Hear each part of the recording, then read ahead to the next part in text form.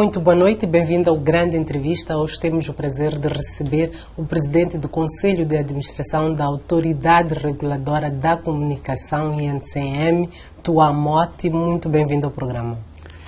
Obrigado. Eu é que agradeço, Olívia, por nos dar essa oportunidade de nós partilharmos algumas visões, partilharmos o que nós somos, o que o INCM é, qual é o seu papel na sociedade. E por falar no seu papel, da instituição, está a dirigir uma instituição que existe há 30 anos, mas que recentemente mudou o seu estatuto, saiu de Instituto para a Autoridade Reguladora da Comunicação e regula um setor muito importante para o desenvolvimento de um país.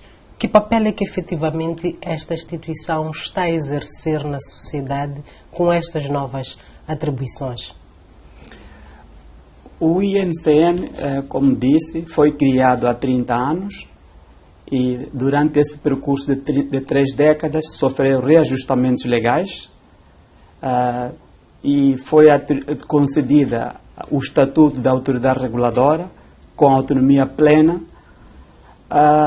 O último Estatuto visava reajustar a forma de organização da instituição.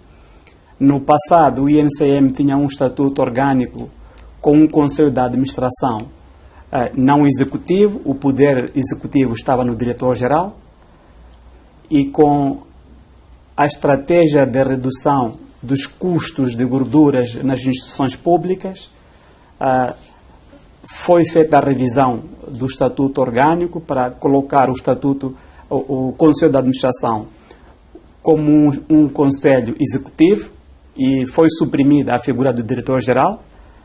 E também no passado, os membros do Conselho de Administração, os administradores, não eram executivos. O novo estatuto coloca os novos administradores executivos, eles é que dirigem, na verdade, as várias unidades orgânicas. E o estatuto também coloca o INCM, mantém todos os seus poderes. E o INCM exerce as suas atribuições em 7 âmbitos. Ele é responsável pela regulação do setor postal, do setor das telecomunicações e do setor de radiocomunicações, que no cômputo geral nós chamamos setor das comunicações. E esse poder, essa atribuição é exercida em 7 âmbitos. O primeiro âmbito é no âmbito da regulação do setor das telecomunicações. O segundo âmbito é no âmbito do desenvolvimento, da definição de políticas do desenvolvimento do setor das telecomunicações. O terceiro âmbito é no âmbito da especificação do setor das telecomunicações. O quarto âmbito é representação do Estado moçambicano a nível nacional, regional e internacional em todas as matérias que diz respeito às telecomunicações, o setor postal e radiocomunicações, e também tem um âmbito de defesa do consumidor e, por fim, o último âmbito, já tinha mencionado, é exercer as suas competências no âmbito da regulação e fiscalização do setor postal e telecomunicações. Sinto aqui uma tônica nesta responsabilidade regulatória da instituição. De que forma é que a instituição encara os desafios de trazer para a sociedade um melhor ambiente legal para o funcionamento das empresas de telecomunicações? Nós acreditamos que para dar resposta àquilo que são os desafios, que são o cumprimento eficaz da missão do regulador, é fundamental que o INCM exerça as suas atribuições, as suas competências com maior autonomia decisória. Os desafios que nós temos, nós acreditamos que o Estado criou uma instituição como o INCM para permitir a promoção e desenvolvimento do setor das comunicações, para que haja livre concorrência, e o Estado criou também o INCM no âmbito da liberalização do mercado das comunicações. E o mercado, uma vez liberalizado, o próprio Estado pode ser acionista de empresas do setor das telecomunicações. Razão pela qual é fundamental que o Estado não seja regulador e jogador ao mesmo tempo. Então, nós acreditamos que a nossa maior responsabilidade é exercer a regulação com transparência, isenção, sem discriminação. E sentem que exercem em pleno essa responsabilidade no sentido de criar um ambiente propício para um crescimento sustentável do setor? Sim, temos certeza, temos convicção que nós exercemos a nossa atuação com essa isenção. A legislação nos permite. E agora, existem desafios que são resultante da implementação dessa autonomia decisória da ação regulatória. Que desafios são esses e como é que lidam com eles? Nós, quando exercemos a nossa regulação, ela tem impacto em 3 grupos. A nossa ação regulatória impacta sobre o setor privado, que é a indústria. Esses têm interesses, que muitas das vezes as nossas ações têm impacto positivo ou negativo sobre eles, e daí alguma reação positiva ou negativa. As nossas ações regulatórias também têm impacto com o poder político, daí que às vezes há reação positiva ou negativa. E depois as nossas ações também têm impacto com o setor da sociedade civil, que é os consumidores. E nós procuramos exercer a nossa ação regulatória procurando o equilíbrio nessas 3 dimensões.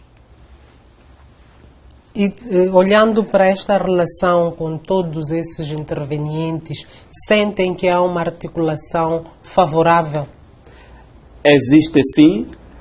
Posso dizer que o INCM é uma das poucas instituições que, quando produz a sua legislação, as suas normas, raras vezes são contestadas. Existe uma articulação conjunta, até mesmo na identificação dos constrangimentos do setor para melhor propostas de regulação?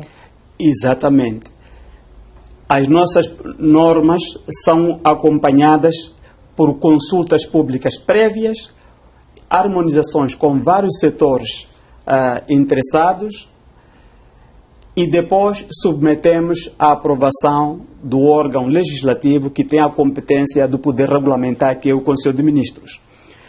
E o INCM também exerce a sua ação regulatória alinhada às políticas públicas governamentais. Como sabe, o INCM é uma instituição do Estado. Esse Estado tem um governo e é de esperar que a atuação do regulador também esteja alinhada às políticas públicas deste governo. E que desafios regulatórios existem do avanço tecnológico? Estamos a assistir continuamente o avanço das tecnologias. Falamos agora de internet 5G, internet das coisas, inteligência artificial. Que desafios de regulação emergem desta evolução tecnológica no nosso país?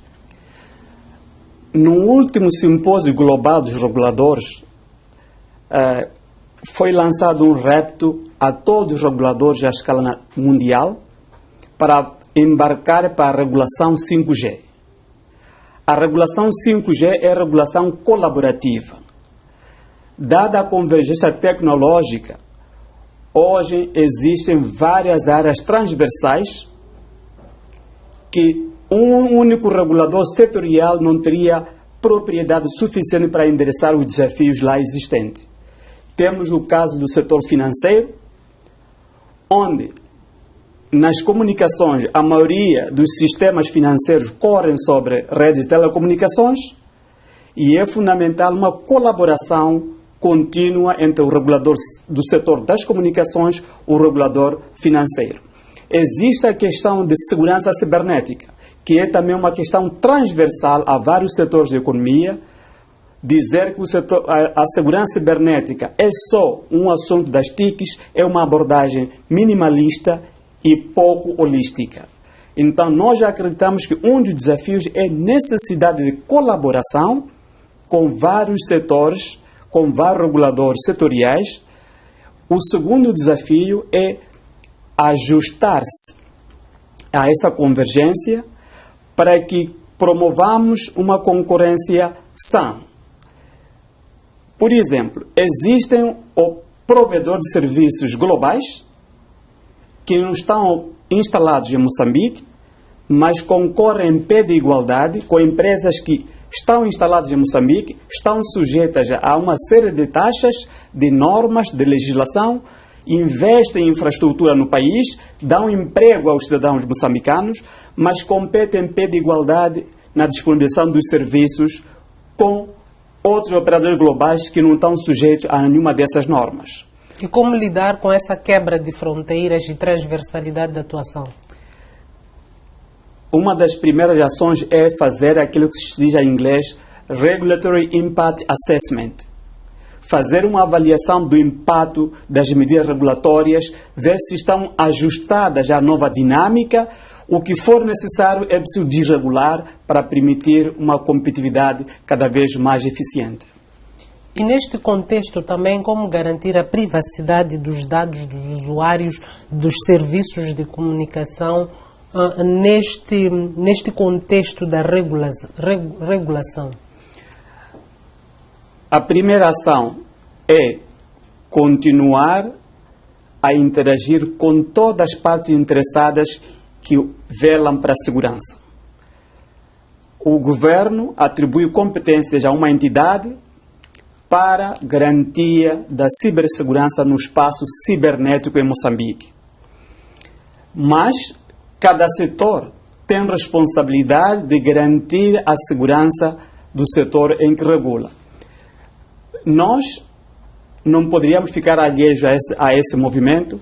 Definimos uma série de normas. Uma das normas, um dos regulamentos que nós criamos foi o Regulamento de Segurança de Redes de Infraestrutura de Telecomunicações, que foi aprovado em 2019, que visava a obrigatoriedade de todos os operadores e provedores de serviços a observarem os procedimentos de segurança.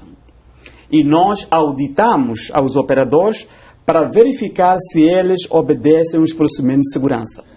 E a nossa expectativa é que cada setor se organize para também endereçar as questões de segurança.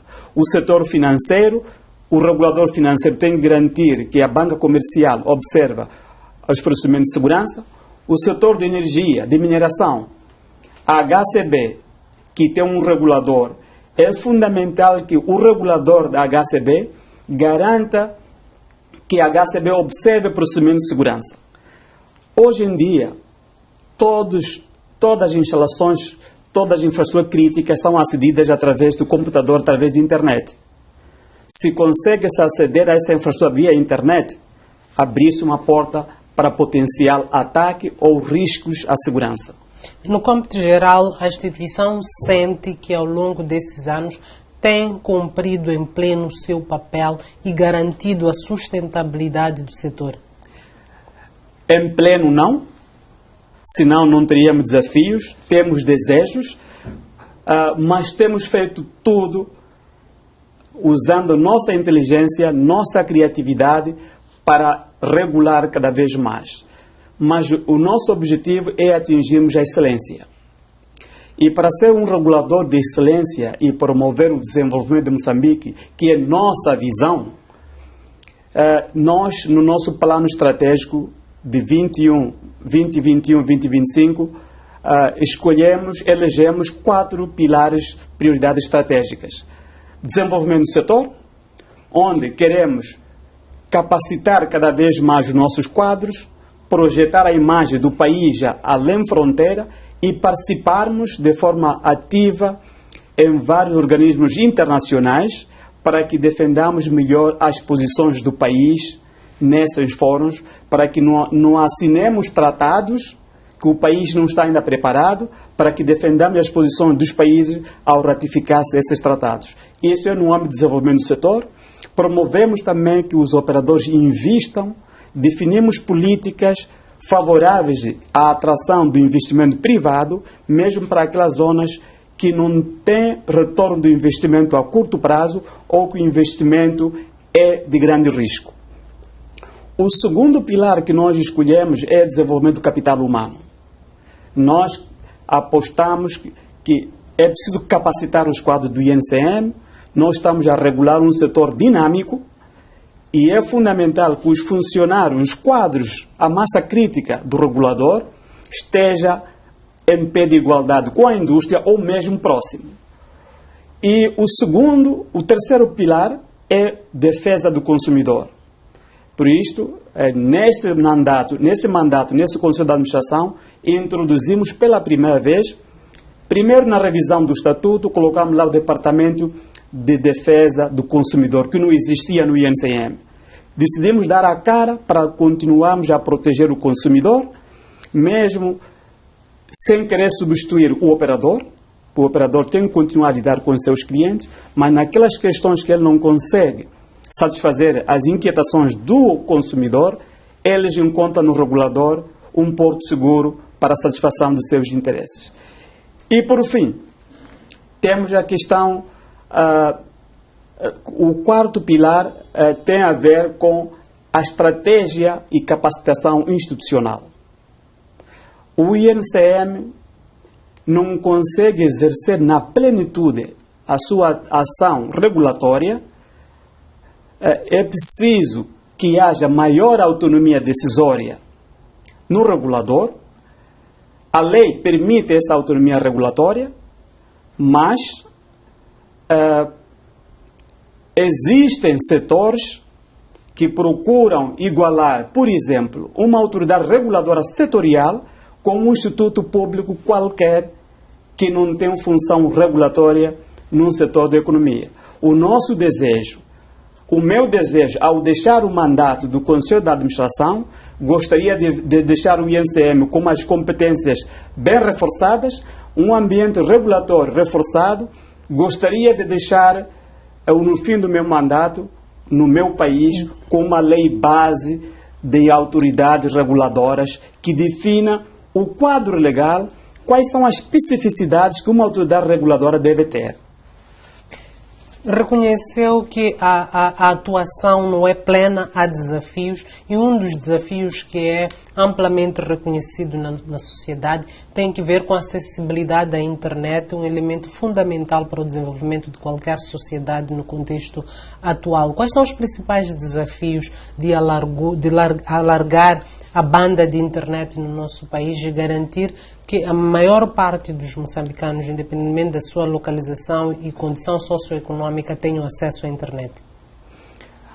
Os grandes desafios para a expansão e implantação de infraestrutura de telecomunicações é o investimento.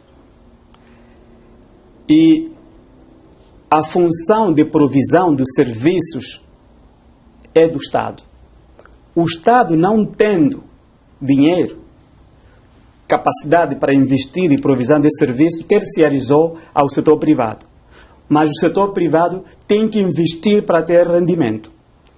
O nosso maior desafio é incentivar os operadores a investir em zonas remotas, onde não há retorno de investimento, onde o poder de compra dos nossos cidadãos é baixo. E de que forma é que a instituição incentiva a outras instituições para garantir esta maior inclusão digital no país?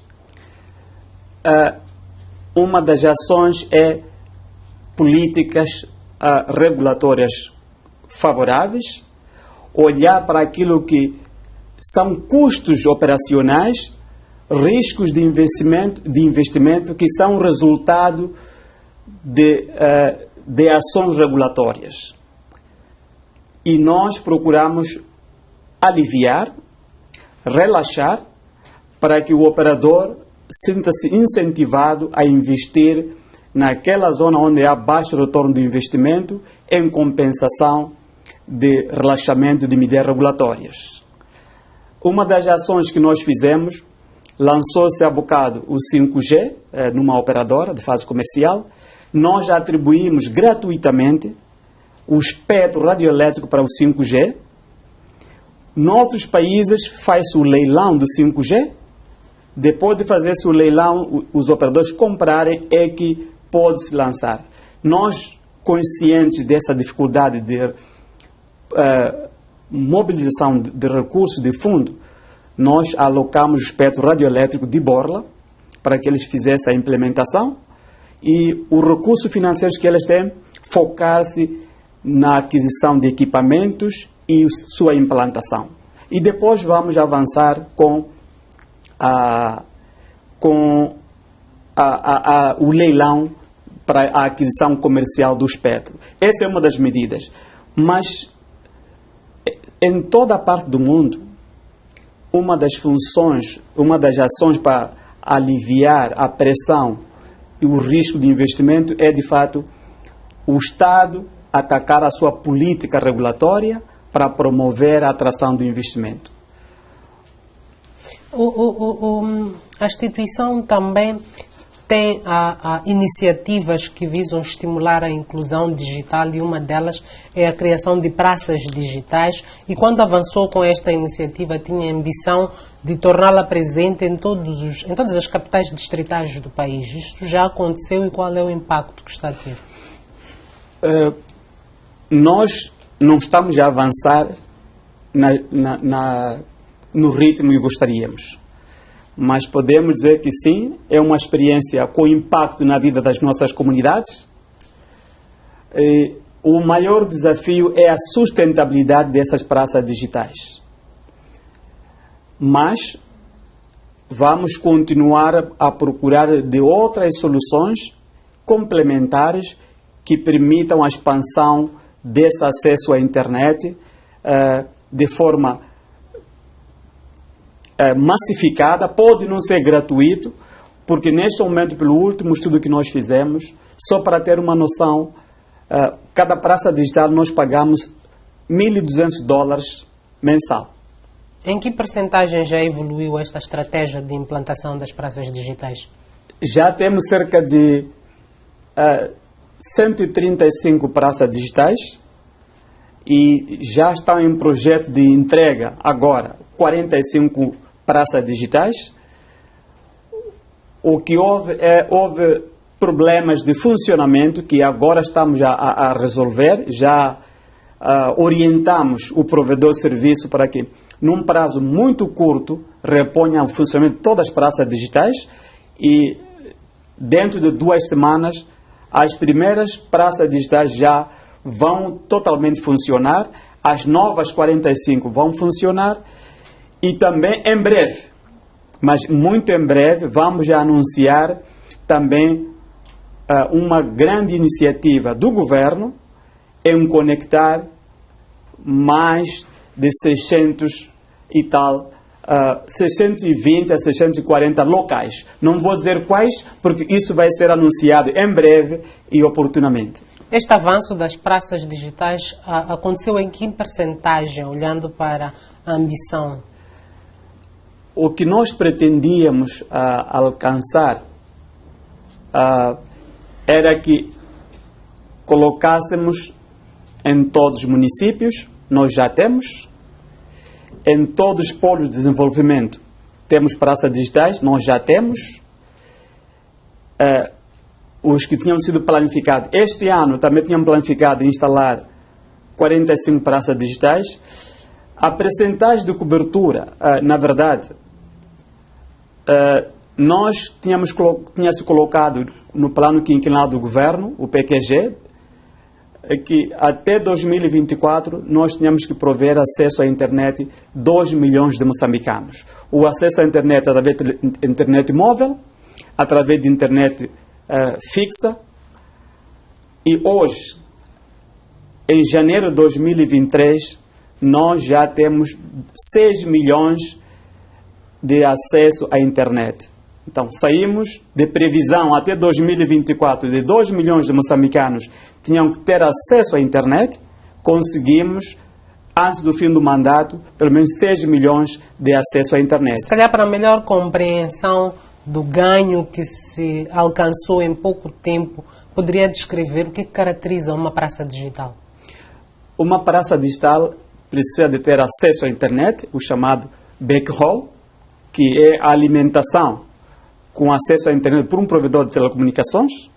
Isso é pago mensalmente para ter acesso ao serviço de internet. Gratuito. Existe o investimento, o equipamento inicial, que é os roteadores, e depois os access points para espalhar o sinal no local, num raio de 200 a 150 metros em cada um dos access points. De que qualidade de internet estamos a falar? Nesse momento, em termos de velocidade, as bandas contratadas variam de 5 megabits por segundo a 10 a 20 megabits, dependendo da zona de densidade populacional. E em termos de qualidade, quando estiver o sinal ativo, a qualidade é boa, ela permite a conexão de mais de 100 utilizadores simultaneamente. Quando diz acesso gratuito, está a dizer que neste momento já temos 6 milhões de moçambicanos com acesso gratuito à internet? Não. Os 6 milhões são aqueles que têm acesso à internet, incluindo aqueles que pagam. Agora, os moçambicanos beneficiários do acesso à internet só das praças digitais, essa métrica é uma das razões que nós estamos a discutir com o provedor de serviço. Não consegue nos dar, porque nós colocamos lá como condição em termos de referência que ele nos dê a capacidade de nós verificarmos quantos moçambicanos usaram a praça digital, qual é o gênero, qual é a média da idade. Então, isso é uma das é um dos assuntos, um dos fatores que fez com que houvesse algum diferendo entre o regulador e o provedor de serviço. Mas hoje mesmo estive a discutir com um dos CEOs desses operadores e garantiram que vão resolver esse problema. As praças agora funcionam no modelo bypass. E isso não nos permite nós autenticarmos na praça, deixarmos nossos dados para saber quantas pessoas, gênero, idade, beneficiam daquele acesso à internet. Essa métrica para nós é importante para vermos qual é o impacto da ação do Estado. A Autoridade Reguladora das Comunicações autorizou o licenciamento da empresa americana Starlink, especializada em prestação de serviços de internet via satélite, numa perspectiva de vir a aumentar o acesso à internet com maior largura de banda. Para quando efetivamente estará operacional? Para breve, Olívia. E o que isso significa em termos da concorrência no mercado? O nosso objetivo, quando nós decidimos licenciar a Starlink, é justamente para garantir opções aos moçambicanos. O Estado, quando liberalizou o mercado das comunicações, também previa a existência de concorrência e, por via disso, redução dos custos das comunicações e expansão da infraestrutura. Os operadores que nós temos hoje no mercado estão a fazer o seu trabalho, louvável. Não é fácil cobrir o nosso país, mas eles não estão a avançar na velocidade que o governo, o Estado quer. Por isso, nós trouxemos mais atores para que eles trouxessem maior competitividade e criassem uma disrupção no mercado de dados em Moçambique, e pode ter certeza que com a entrada da Starlink haverá disrupção no mercado. E eles também não vêm substituir os outros operadores. É uma tecnologia complementar. A internet de banda larga móvel vai continuar a ser apetecível. E mesmo com a vinda da Starlink, também o mercado está liberalizado. Todo aquele que vier para ser licenciado para operar um serviço similar de acesso à internet igual ao da Starlink, também o mercado está aberto. A nossa expectativa é que com essas ações, um ambiente regulatório favorável, maior eficiência, transparência e flexibilidade regulatória vão fazer com que Moçambique seja um mercado de comunicações atrativo ao investimento e que quem vai sair a ganhar é o consumidor moçambicano. Esta é a nossa expectativa, mas em breve A Starlink já terminou os testes dos terminais, a qualidade de serviço, optimização da rede. Neste momento só falta anunciar a entrada oficial, comercial do serviço, e vai ser anunciado brevemente. Este semestre, próximo ano? Olha, eu prefiro deixar isso como uma expectativa para os moçambicanos, mas vem aí surpresa. Mas muito em breve será anunciado. Só que, por razões que não posso aqui revelar, não posso anunciar a data, mas vai ser anunciado quando é que a Starlink vai entrar em Moçambique, os moçambicanos terem mais opções de escolha e maior disrupção no mercado de dados de internet em Moçambique. Está muito otimista com o resultado que a entrada da Starlink vai trazer para o mercado. No cômputo geral, a qualidade dos serviços de telecomunicações no país está abaixo ou acima do que está regulamentado? Nós fizemos uma revisão do nosso regulamento de qualidade de serviço e dos indicadores. No passado, o país estava preocupado com a massificação e expansão da infraestrutura. O nível de exigência não era muito alto. Depois fomos notar que as métricas, os indicadores que nós tínhamos colocado como referência, os operadores já atingiam esses indicadores de qualidade de serviço, mas a qualidade de experiência era muito baixa. Nós dizíamos tem que garantir qualidade de serviço de 95%. Os operadores já atingiam até 96%, mas a qualidade de experiência era baixa, daí que subimos a fasquia para 99,99, os 5,9, para que os operadores se satisfazem aqueles índices, aquelas métricas, aqueles parâmetros e indicadores de qualidade de serviço, terão também atingido a qualidade de experiência. O que explica este gap? O operador consegue prover, mas a experiência não é ao nível do que é colocado no mercado? Sim, porque se eu digo, olha, eu quero que todos que oferecem serviço de comunicações, no mínimo, consiga em cada 100 chamadas, só existe queda de chamada de 10. Eles vão conseguir 90, mas esses 10 estão a ter transtornos.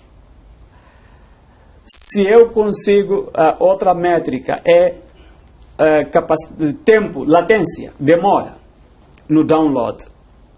Ele pode atingir os milissegundos que eu coloquei lá. Mas se eu estou a baixar, ou estamos a falar de aplicativos em tempo real, se eu estou a ver um jogo de futebol, a imagem congela, mas quando for a ver a métrica, ele satisfaz a velocidade de download. Então, ele satisfez, porque o regulador diz o máximo tem que ser isto, o mínimo, mas o cliente não está satisfeito. Então, nós subimos, é isso que nós estamos a dizer, existe qualidade de serviço e qualidade de experiência. De que forma é que o consumidor pode apresentar a sua reclamação ou sugestão, insatisfação em relação a um serviço mal prestado por um provedor? O primeiro ponto é com o provedor de serviço. Ele tem que reclamar lá, manifestar a insatisfação. A operadora deve ter, e tem, no regulamento de qualidade de serviço nós colocamos lá, de proteção do consumidor, deve ter uma linha do cliente, um customer care, para atender reclamações. O novo dado é que, depois de ele não ficar satisfeito com o operador, ele vem para o regulador. Como é que se comunica com o regulador? Temos 2 canais. Linha do cliente, que funciona 24 sobre 24 horas. Tem lá 6 línguas nacionais. Qual é o número? O número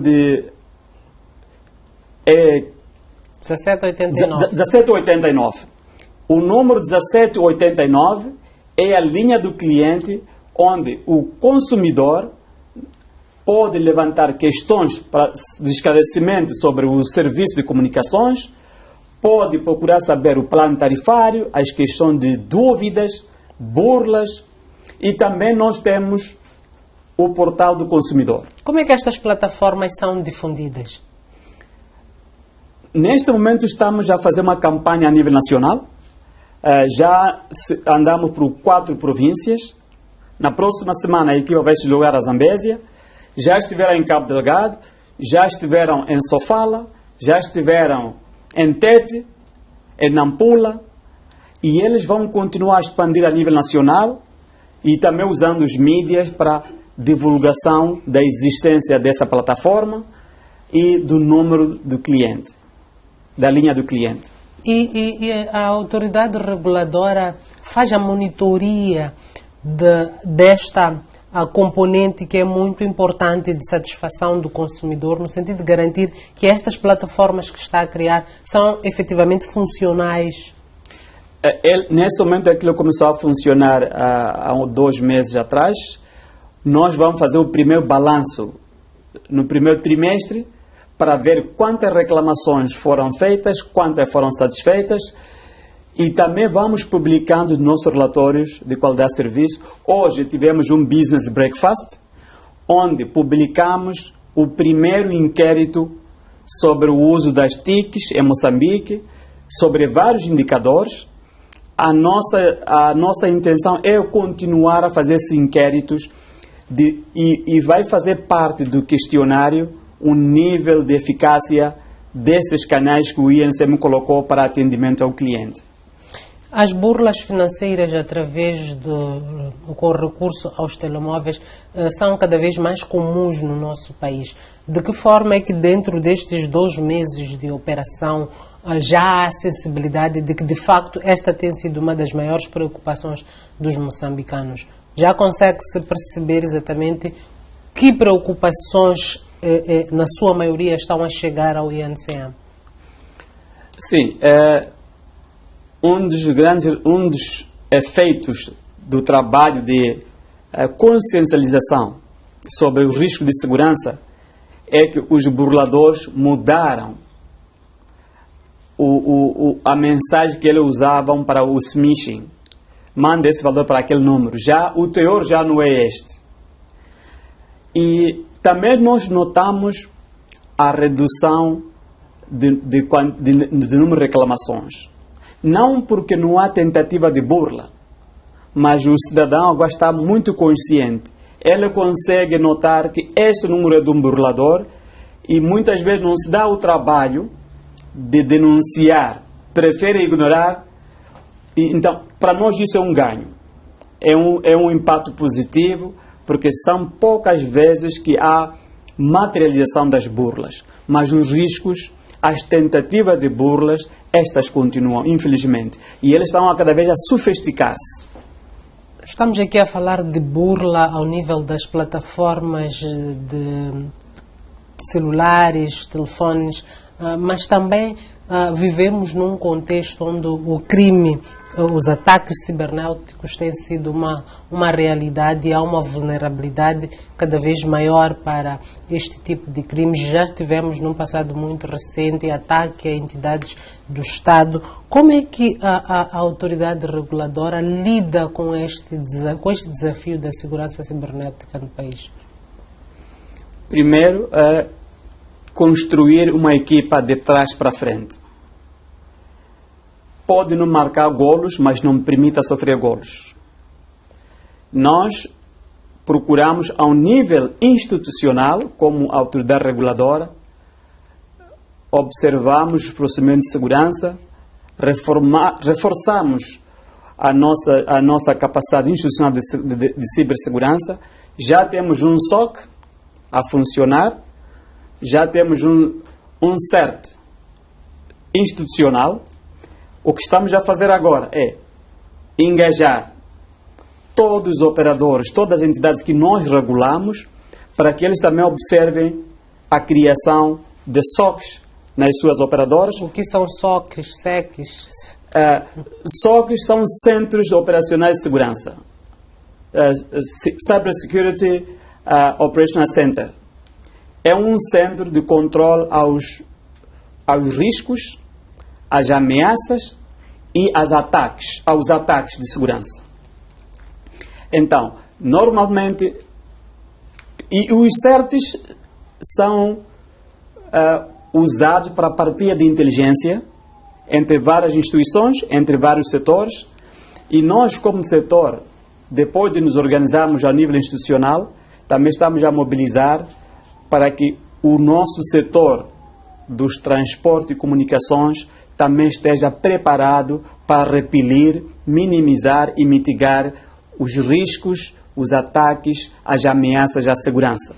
Isto demandou alguma alteração do quadro legal? Foi aprovado a Lei de Cibersegurança e agora cada setor, cada instituição deve operacionalizar. O grande desafio está em garantir que todos nós avancemos em simultâneo.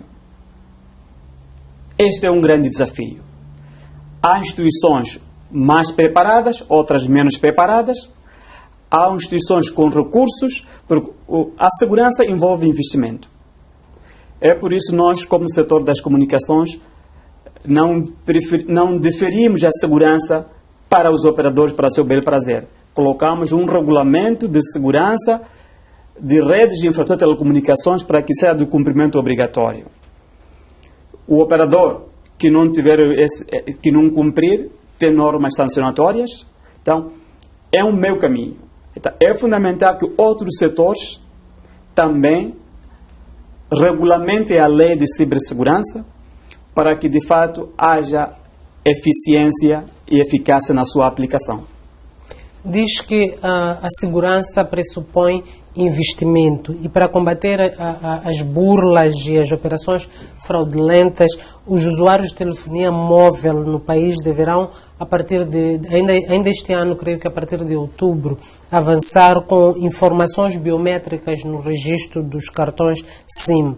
Entretanto, sabemos que também o crime evolui ao ritmo da evolução tecnológica ou ao ritmo da evolução também das medidas de segurança. Que medidas estão a ser tomadas para proteger a infraestrutura crítica de comunicações e garantir a segurança de dados?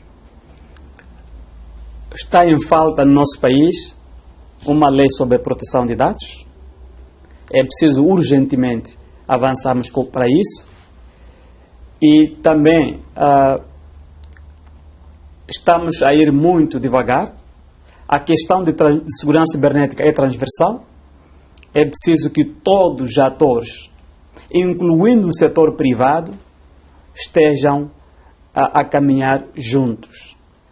Reforçar a medida de segurança só para o setor público, deixar o privado, estamos a abrir uma janela se nós estamos a falar de economia digital, de transformação digital, onde nós queremos digitalizar todos os serviços, desde os públicos até os privados. Então, na nossa perspectiva, no nosso entendimento, é importante que todos nós avancemos de uma forma colaborativa, e é por isso que o INCM colocou como prioridade para a materialização da transformação digital a questão de segurança cibernética. Se nós chegarmos a um cenário em que todos os serviços serão digitais, o sistema econômico confiar às plataformas digitais, é fundamental que esse sistema seja seguro. Quando fala de entidades com que se relaciona, fala de governo, fala de setor privado e muito pouco, ou nem sequer cheguei a ouvir, a mencionar a academia. Que papel é que esta pode desempenhar na busca de soluções criativas? Existe aqui um intercâmbio de conhecimento nesse sentido com a academia? Infelizmente não. Eu tenho que reconhecer isso. Qualquer iniciativa que não tiver um instrumento orientador está condenado a fracassar. Por isso dizem em inglês, if you fail in planning, You are planning to fail. Se falhar no ato de planeamento, então está a planear para falhar. A elaboração de qualquer estratégia, essa é a nossa perspectiva. Tem que envolver o setor privado, tem que envolver a academia. O Estado, a função pública, muitas das vezes vem a reboque. Não pode esperar-se que eles fiquem na dianteira para os outros virem. Pode criar as normas, a legislação, mas é preciso envolver a academia. E outro erro, na minha opinião, que temos feito é, quando estamos a produzir normas, não engajamos todos os setores à partida. Produzimos as nossas normas e depois vamos perguntar se tem uma vírgula, uma linha a colocar. Então, se nós mudarmos a abordagem, começamos a engajar logo à partida, from design, nós teremos maior possibilidade de sucesso em tudo aquilo que nós queremos implementar. Então, a academia, se estivesse envolvida nos moldes desejáveis, eles haviam de avaliar os prós e os contras, haviam de ajudar a pensar, a pesquisar. Então, mas sente este potencial de uma boa contribuição vindo da academia no nosso país? Claro. Há um grande potencial e o nosso país também tem uma grande comunidade de desenvolvedores.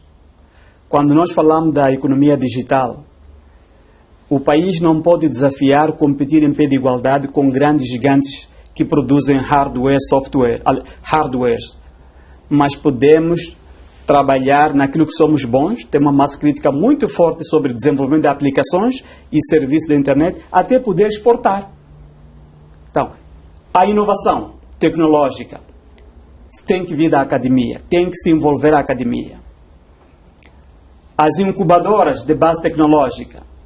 Há muitos jovens, muito criativos, mas não têm meios, não têm condições de iniciar uma ideia. Então, se o setor empresarial, se o setor público olhar para a academia, puxar esses cérebros, nós podemos estar noutro nível daqui a 10 anos. Com o registro biométrico, o subscritor passará a ter um número único de telecomunicações no TEL, a ser gerado pela Autoridade Reguladora das Telecomunicações, para identificação única em todas as operações que efetuar. Que valor vai agregar ao trabalho que faz este número único? Um dos grandes desafios que nós temos de risco à segurança é de identificar quem é que está a usar o serviço das comunicações. E o nosso objetivo é garantir que os serviços das comunicações não sejam usados para fins maléficos. Outro desafio que nós temos é garantir o KYC, Know Your Customer. E com a introdução do número único de telecomunicações, qualquer comportamento irregular de um consumidor numa operadora, ele vai estar cadastrado a pessoas que deixam dívidas numa operadora e fogem para outra operadora, não voltam mais para ali. E não há risco, não há cruzamento de que esse consumidor tem dívidas na outra operadora. A Olivia hoje sofre um furto do seu telemóvel. O mesmo número pode ser usado, se estava com o número da Movitel, pode passar a ser usado na Vodacom ou na TMCL, sem problemas. Com a introdução desse número único de telecomunicações, toda essa base de dados vai estar integrada e baseada no regulador. E outra novidade nesse novo regulamento, no passado nós só registrávamos o cartão SIM. Se eu tirasse aquele cartão SIM e jogasse fora e usasse o mesmo dispositivo com outro número, eu poderia continuar a usar. Mas agora a situação mudou. E não há o risco dos hackers manipularem os dados ao seu benefício, conhecendo o potencial desta nova forma de agir? Não. Na situação atual, existe um fenômeno que esses malfeitores chamam flechar. Roubam o telemóvel, levam a estrela e alteram o e-mail. Flecham.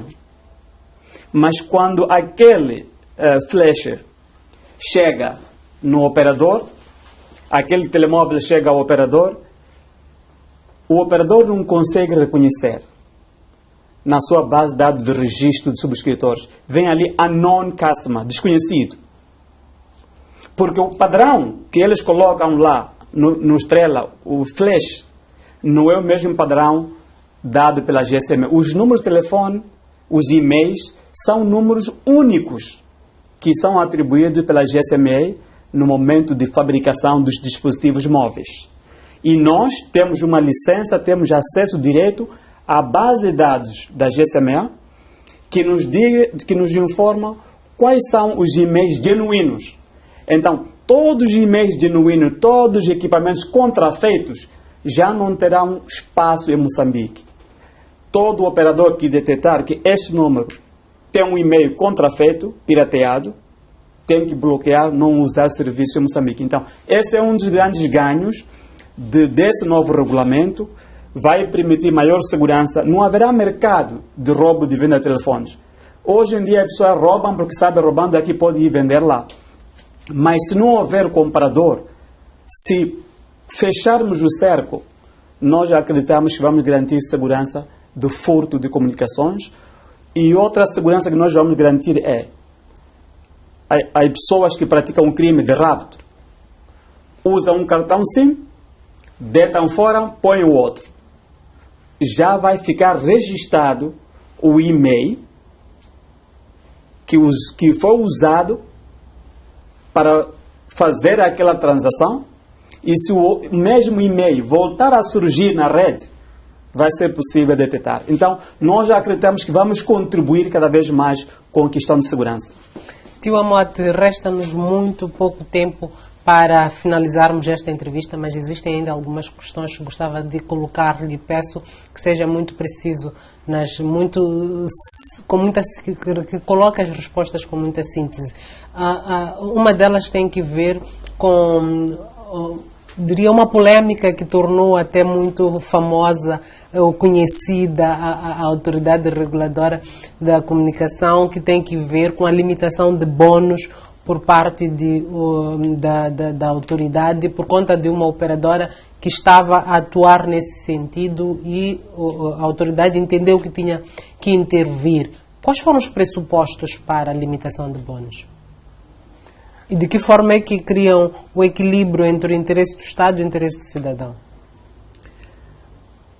Normalmente, o Estado intervém se não houver eficiência no mercado. E naquela altura, havia guerra de preços, promoções desenfreadas para a retenção e fidelização dos clientes. Em algum momento, vendiam o serviço abaixo dos custos. E isto, em economia, no mercado das comunicações, a longo prazo, vai desaguar numa catástrofe. Na altura, um dos argumentos que a instituição apresentou é porque limitava também o investimento que as operadoras poderiam fazer, este investimento que depois estaria em benefício dos próprios clientes. Existe algum regulamento para a questão dos investimentos que têm que ser feitos pelas operadoras? Os operadores, quando são alocados uma licença, têm obrigações de cobertura nos termos de condição de licença e depois, todos os anos, têm que apresentar um plano de expansão. E isto não estava acontecendo no ritmo que nós gostaríamos. O outro problema era falta de receitas. Os operadores geravam muito tráfego, mas aquilo que declaravam como receita era muito abaixo, prejudicando a receita do Estado. Qual era a justificativa? A maior parte do tráfego era bônus. Quando fala de necessidade de investimento previsto no plano de expansão das operadoras, veio à tona a questão da partilha de infraestruturas. Como é que estamos hoje neste tema, no debate sobre o avanço para a partilha de infraestruturas? A legislação está clara. Neste momento há obrigatoriedade de partilha de infraestrutura. Nova implantação de uma infraestrutura tem que ser publicitada para ver se há espaço para co-investir. O grande desafio que nós temos é qualidade da infraestrutura. A infraestrutura tem que ser partilhável, tem que ter capacidade de alocar mais do que um operador, quer em questão da alimentação, do espaço e de segurança, para além do próprio padrão. E há operadoras que obedecem a um padrão, não aceitam colocar seu equipamento numa infraestrutura precária. Então, esse é um dos grandes desafios. Agora, revermos o padrão das nossas infraestruturas para que todas elas sejam partilháveis. Estamos num contexto onde o tema da migração digital é uma realidade. O país já deu passos significativos nesse sentido. No cômputo geral, qual é a visão estratégica da instituição sobre este tema da migração digital? Nós tivemos a migração digital do analógico para o digital. Esta foi um sucesso, da televisão analógica para o digital. Hoje, o desafio maior agora é digitalização da economia. A nossa visão estratégica é que aquilo que está acontecendo no nosso país é informatização. E informatização não tem nada a ver com digitalização.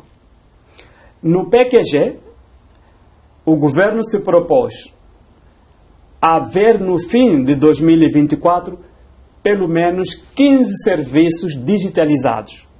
E digitalizar serviço não é informatizar uma instituição. Os sistemas têm que se comunicar entre si.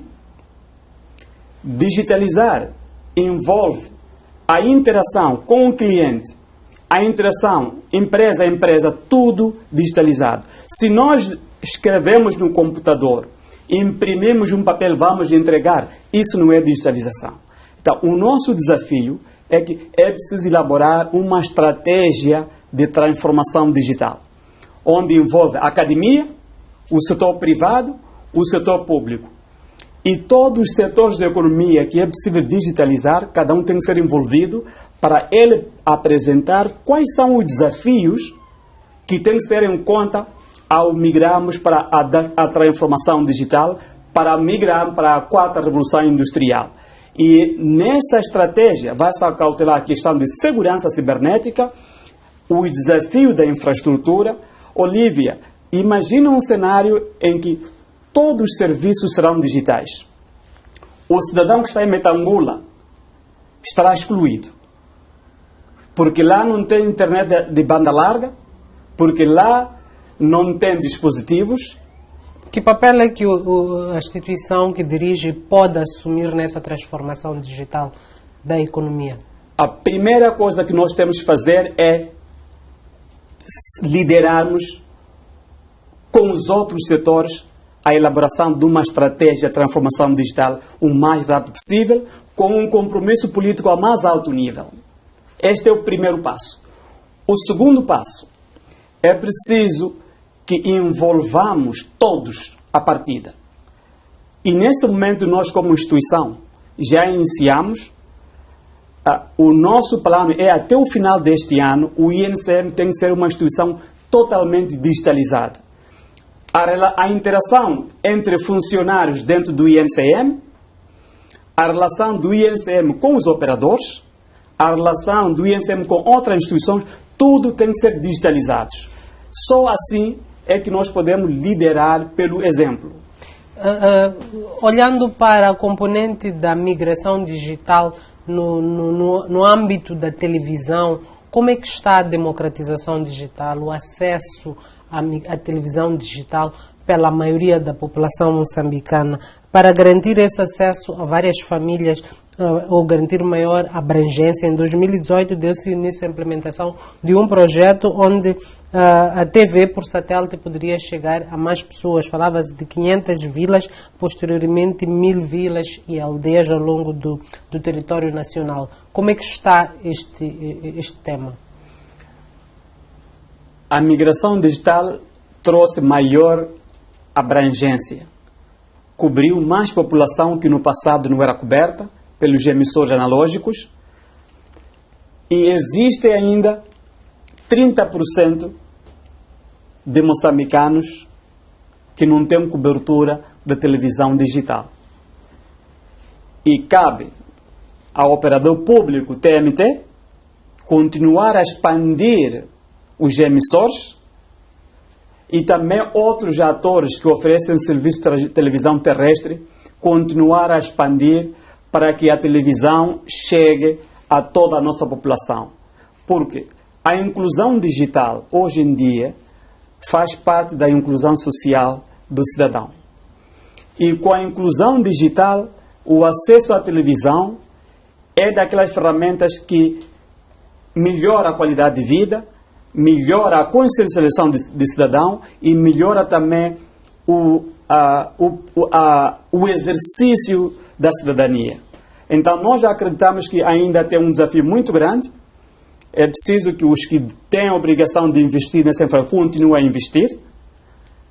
E o país devia adotar uma política que pudesse acelerar a digitalização do país. A indústria de mídia demanda altos investimentos e há vários, no contexto da migração digital, houve um boom de órgãos de comunicação social no nosso país e há aqui um desafio muito grande em termos do aporte necessário que deve ser feito para o investimento e que não acontece à medida. O que se verifica hoje é a questão da contrafação, da pirataria. Como é que a Arcom lida com estes desafios, com estes temas da contrafação e da pirataria no nosso país? Só para clarificar, a Arcom era o nosso desejo, ficamos só a autoridade reguladora das comunicações, mas não adotamos a sigla na mudança do estatuto, ainda continuamos a autoridade reguladora das comunicações, INCM. Sobre a questão de pirataria, no setor dos mídias, noutros países é regulado num único ponto, mas em Moçambique, o setor dos conteúdos é regulado pelo Gabinfo. Eles é que controlam a qualidade da pirataria ou não sobre os conteúdos. O INCM só vela pela infraestrutura, pelo espectro. Tudo que tem a ver com equipamento, a parte física, aquilo que chama de hardware, isto é com o INCM. A autorização das televisões como órgãos de informação, isto é com o Gabinfo e também o Ministério da Cultura. Eles também têm um papel para controlar a qualidade dos conteúdos de pirataria. Nós controlamos a pirataria em termos de equipamento. Agora, colocou ali também um desafio que é acessibilidade. Foram licenciadas várias televisões. E neste momento não conseguem ser hospedadas todas na TMT. Esse é um desafio. É preciso que haja capacidade do operador público absorver essas televisões, já que ninguém pode implantar os seus emissores. Já a lei mudou, todos têm que usar o multiplexador público, aqueles que não têm televisão, e encontramos um mecanismo de absorver todos aqueles que foram licenciados. Tio Amote, foi um prazer enorme tê-lo no grande entrevista desta semana. Foi uma oportunidade para melhor compreendermos sobre a dinâmica da instituição que dirige. Caro telespectador, continue com a restante programação da STV. Nós voltamos numa próxima oportunidade. Até lá, boa noite.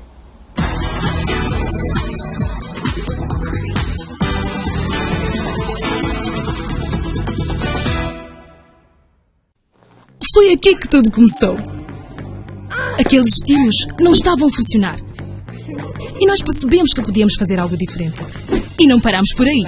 Nós sabíamos que as nossas roupas não mudariam o mundo, mas as mulheres que as usam poderão fazê-lo. E foi assim que deixamos de brincar com bonecas para nos tornarmos numa referência da moda. O seu crescimento é notável e acreditamos que pode conquistar o mundo. Bem-vindo à Banca de Negócios do ABSA. Fale connosco sobre como podemos ajudá-lo a fazer as coisas acontecerem. Isso é africanicidade.